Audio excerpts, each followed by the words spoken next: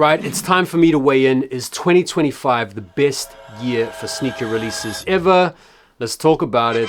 I actually asked you guys on the channel a week or two ago now if you'd be interested in hearing my take on why I think being a sneakerhead in 2025 is fantastic again. And this topic has been doing the rounds over the past few days. And so what a time to weigh in. So let's get into it. I, for one, think being a sneakerhead in 2025 is really awesome again.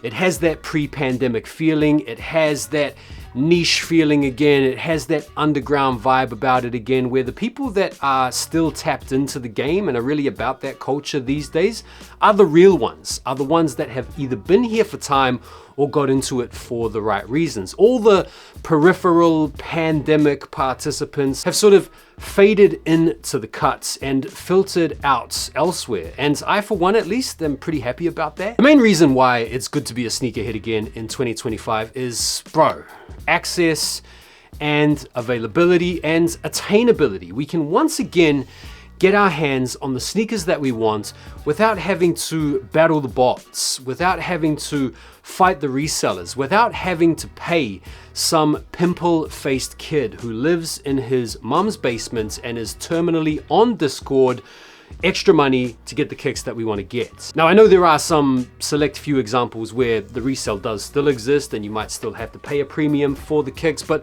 by and large, most of the sneakers that you want to get your hands on these days are accessible, to the point where a lot of them are even going on sale, and we're going to talk a little bit about that further on down in the episode. Another reason why it's great to be a sneakerhead in 2025 is the sense of urgency and FOMO around releases has washed away. You guys know during the pandemic and immediately after, there was this real sense of anxiety around impending releases, where because of the pressure, because of the hype, because of the buzz, and because of the expected resale value, you kind of felt compelled to go for the shoe even if you didn't really want it, because even if you didn't want it, you could potentially trade it or resell it or hold on to it because the value would go up over time or whatever. And I feel like that feeling is no longer around anymore in 2025, to the point where if you miss out on a release, you can just be cool with it. You can pass on it. Or if you want to come back to it and it's still there in a couple of months, you can probably grab it at a discounted rate. I feel like there's a lot more variety in the game in 2025 as well, which for me at least, as an aging sneakerhead guy in his 40s right now, is very much welcomed. It feels like over the past few years, brands have been competing with each other a little bit harder to get access to our money. And that's included making models a little bit more exciting or collaborating with more interesting collaborative partners. Better storytelling, better technology, better innovation. I, for one, have really enjoyed diversifying my sneaker collection over the past few years. The whole reps thing has kind of fizzled out a bit as well. If people want to buy reps, bro, no one really cares anymore. During the height of the sneaker hype, it felt like there was this constant battle, this tribalism between OG sneakerheads and reprobates, whatever you want to call them. There was this constant narrative and counter narrative being expounded by either side that buying authentic is the only way to be a sneakerhead, and then buying reps was the best way to get back at resellers. And it kind of felt like both sides of the sneaker fraternity were at odds with one another over the middleman, the reseller. And now that the reseller has pretty much parted company from the conversation, we can now just get on with our respective hobbies, and no one really cares as much about it. The used market has softened up massively. I don't know about you guys, but I used to love trawling through Depop or eBay or wherever to try and come up on that used steal. Since the pandemic, every other reseller has been doing the same thing, meaning it was incredibly hard to find that deal or that steal. But now, because of the softening of the resale market in general, you can find tons of people that are willing to let go of good shoes at low prices because they've been stockpiling kicks over the past few years, or they're stuck with a lot of shoes that they no longer want to wear. It's once again a good time to be perusing the used market. And because of the hectic release schedule that all of these brands are committed to, a lot of the items that once would sell out are no longer selling out, meaning they're sitting around, meaning they're oftentimes at the end of the season being put on sale. And if you cruise through your local sneaker boutiques right now in their sales section, you can find some crazy steals. Let me give you just a few examples of some of the stuff I've picked up on sale this year. Bro, stashed Air Force Ones, Spiridons. These I actually picked up for retail, returned them, then they went on sale, I bought them back reduced. Slawn Air Max 90s, 30% off. Slawn is one of the hottest collaborators out there right now. This Air Max 90 is a clean pair. To pick these up 30% off, bro, crazy. Even the shattered backboards here in the UK are on sale right now. Shattered backboards on sale? Are you kidding me? A $1,500 shoe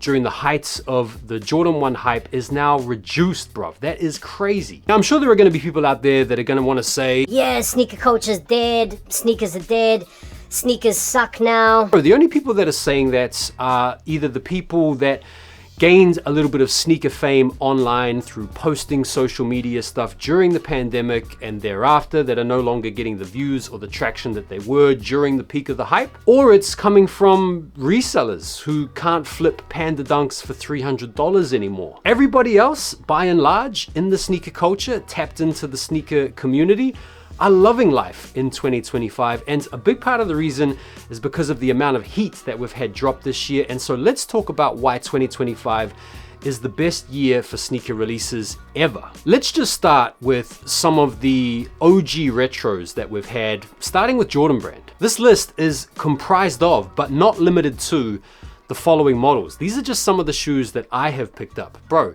the Bred ones in the high 85 form. Not only is this shoe beautiful, similar to the OGs with fantastic materials, but the marketing campaign was fantastic. The rollouts was dope.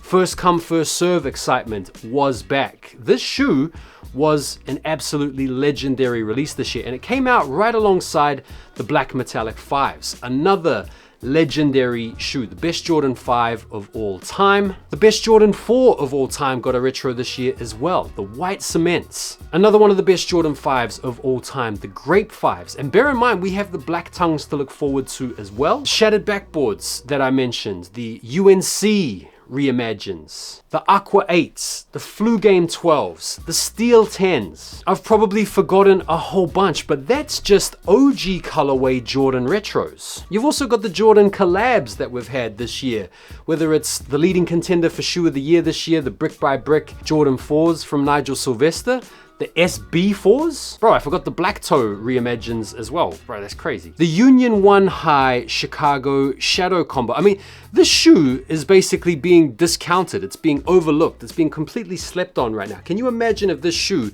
had dropped in like 2018 or 2019, or even during the Jordan 1 hype? Can you imagine? This would have been like $1,000 shoe if this had dropped in 2021. And it's not just the Jordans. Let's talk a little bit about the 95s that we've had. The OG Neons with the big bubble. The SB Air Max 95s. Bro, Galaxy Foamposites. Undefeated 4s. I mean, I could be here all day just rattling off the crazy releases that we've had from Nike and Jordan Brand, but it's not just Nike and Jordan Brand either. Action Bronson with New Balance. J-Tips with Saucony. Jound with whoever. And it's not just old shoes or retro shoes. We've got a brand new Air Jordan 40, which is the first new Jordan in some time to sell out instantaneously and command critical acclaim and amazing reviews. We've got the Air Max 1 3D printed shoe, the GT Future from Nike. Everything that Adidas have got going on with their basketball division right now. Everything that some of the other running brands, whether it's Asics or Hoka or On, like honestly bro, like 2025 for shoe releases has been